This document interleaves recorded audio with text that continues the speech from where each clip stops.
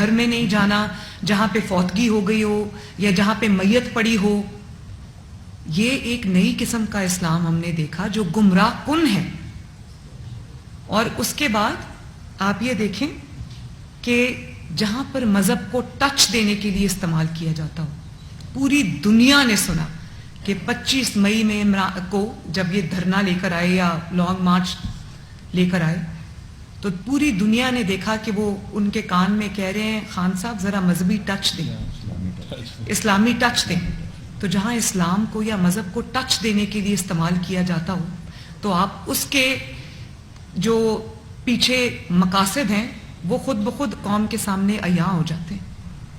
اور پھر شرمناک بات ہے کہ آپ چھوٹے بچوں کی کیا ٹریننگ کریں. وہ پوری دنیا میں ہر کسی نے جو سوشل میڈیا پہ بھی وہ ویڈیو دیکھی جس میں ایک بچہ جو ہے وہ کیا بول رہا ہے. میں اس بچے کو کیا الزام دے سکتی ہوں, لیکن میں اس کے ماں باپ کو ضرور کہوں گی کہ آپ نے بچے کو کسی ایسے انسان کی پرورش میں دے دیا جس کو خود پتہ نہیں ہے, جس کو جب جو بن گیا پرائم منسٹر تو اس کو خاتم النبیین کہنا نہیں آتا, اس کو صلی اللہ علیہ وآلہ وسلم کہنا نہیں آتا, اس کو لا الہ الا اللہ کہنا نہیں آتا. اور جو اس قسم کی, اب مجھے ابھی پتا چلا کہ جب جے آئی ٹی گئی زمان پاک میں تو وہ کالے بکروں کے حصار میں وہ جے آئی ٹی کو بھی بٹھایا گیا. اور وہ یہ میں اوتھینٹک آپ کو خبر دے رہی ہوں, کالے بکروں کو جب تک وہاں پر جے آئی ٹی موجود رہی وہ کالے بکروں کو وہ گھماتے رہے اس طرح سرکل کے اندر. اور جہاں پر مرغیاں جلائی جاتی ہوں, لوگوں کو کھانے کو سبزی اور دال نہیں ملتی ہے, وہاں پہ چھتوں پہ ٹنوں کے حساب سے مرغیاں جلائی جاتی ہیں. اور سمندر کے پاس نہیں جانا, پانی کے قریب رہنا ہے, خشکی سے دور رہنا ہے. اس قسم کی جو اسلام ہے. اور پھر اپنے منہ سے بتا رہے ہیں کہ جس طرح اللہ رب العزت نے نبی پاک صلی اللہ علیہ وآلہ وسلم کی ٹریننگ کی تھی ایسے اللہ میری ٹریننگ کر رہا ہے. کوئی مسلمان چاہے وہ جتنا بھی نیک ہو, میں نے بہت بہت نیک مسلمان بھی دیکھے ہیں, کسی نے کبھی یہ دعویٰ کیا, کوئی عالم دین آپ اٹھا کے لے آئیں چاہے وہ دنیا کے کوئی سب سے بڑے ایسے ملک سے ہو جہاں پر اسلامی نظام نافذ ہے, عالم دین وہ جتنا بڑا عالم دین ہوگا وہ اتنا زیادہ جو ہے وہ ہمبل طبیعت کا ہوگا. کبھی کوئی یہ دعویٰ کر سکتا ہے کہ جیسے نبی صلی اللہ علیہ وسلم نے کو اللہ تعالیٰ نے ٹرین کیا تھا ایسے اللہ تعالیٰ مجھے ٹرین کر رہا ہے؟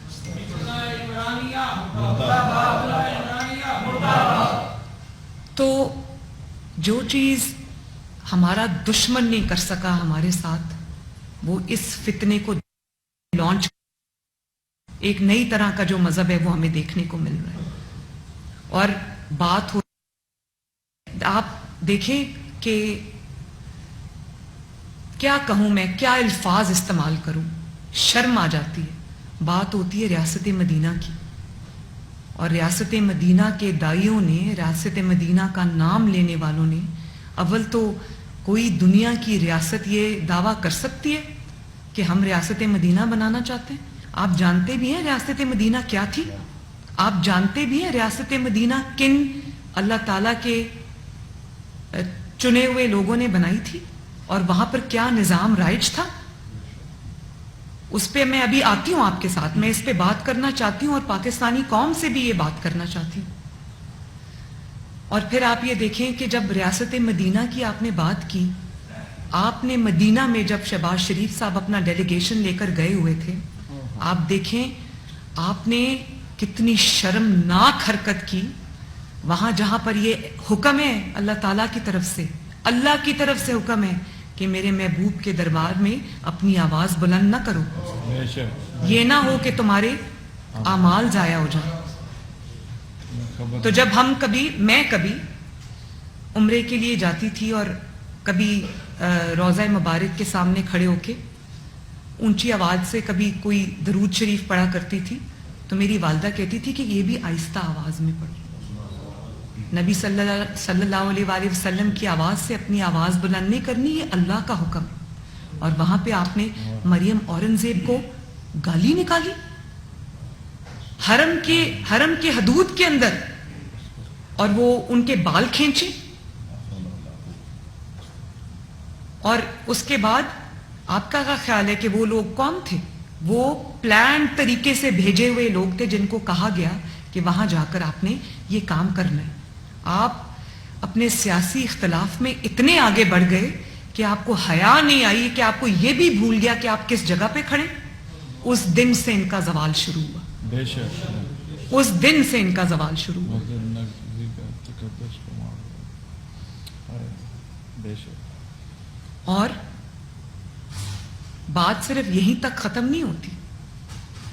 جو حضرت عمر فاروق کی مثالیں دیتے تھے،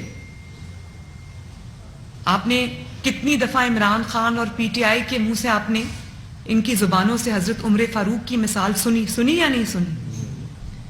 تو حضرت عمر فاروق کی مثال جب آپ دیتے تھے کہ وہ تو اپنی ایک چادر کا بھی حساب دیا، مثال آپ ان کی دیتے تھے، اور جب آپ سے آپ کی چوریوں کا حساب مانگا گیا تو آپ بفر گئے. آپ نے پورے ملک کو آگ لگا دی.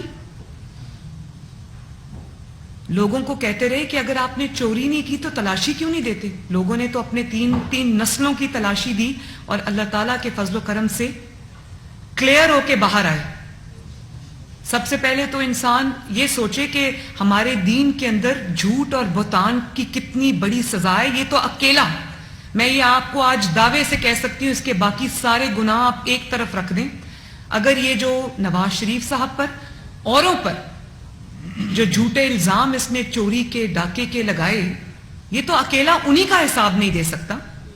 آج تک ایک ثبوت یہ پیش نہیں کر سکے، اور الحمدللہ میں بھی باعزت بری ہوئی ہوں. لیکن جو آپ نے جھوٹے الزام لگائے اس کا حساب کون دے گا؟ جو آپ کے انتقام اور جھوٹے الزامات کی وجہ سے، آپ کے ظلم کی وجہ سے جن لوگوں نے اپنی ناموشی بھی برداشت کی، جن شرفاء نے، جن اچھے خاندانوں سے تعلق رکھنے والوں نے اپنی بے عزتی بھی برداشت کی، اور جیلوں کے ڈیتھ سیلز کے سزائے موت کی چکیوں میں جو لوگ رہ کر آئے، جنہوں نے تضحیک برداشت کی، جنہوں نے تذلیل برداشت کی، تو آسمان کا نظام آج حرکت میں آیا.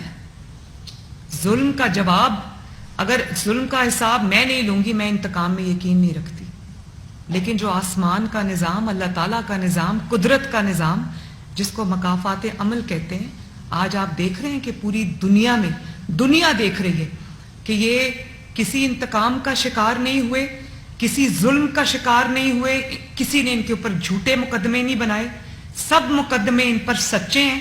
اور اس کا ثبوت یہ ہے کہ جب آپ کو کوئی عدالت بلاتی ہے کہ آؤ اپنے الزامات کا جواب دو، یہ جاتے ہی نہیں، یہ دوڑ جاتے ہیں. یہی اس بات کا ثبوت ہے. جو سچا ہوتا ہے وہ نواز شریف صاحب کی طرح سینہ تان کے ڈٹ کے عدالت میں پیش ہوتا ہے، بیٹی کا ہاتھ پکڑ.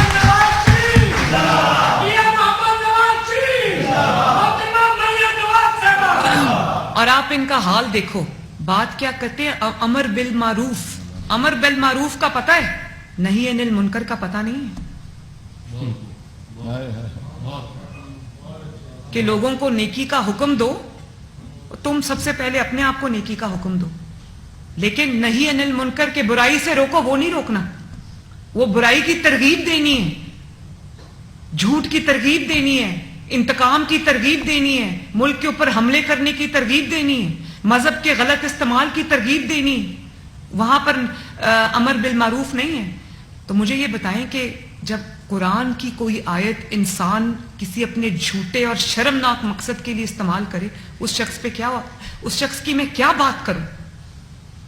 آپ کو شرم نہیں آتی؟ آپ اپنے اندر جھانک کے دیکھیں، آپ کی پوری زندگی کیا ہے، آپ کا حال کیا ہے، آپ کا ماضی کیا تھا. آپ کو حوصلہ بھی کیسے ہوتا ہے کہ آپ امر بالمعروف جیسی آیت کو اپنی گندی سیاست کے لیے استعمال کریں؟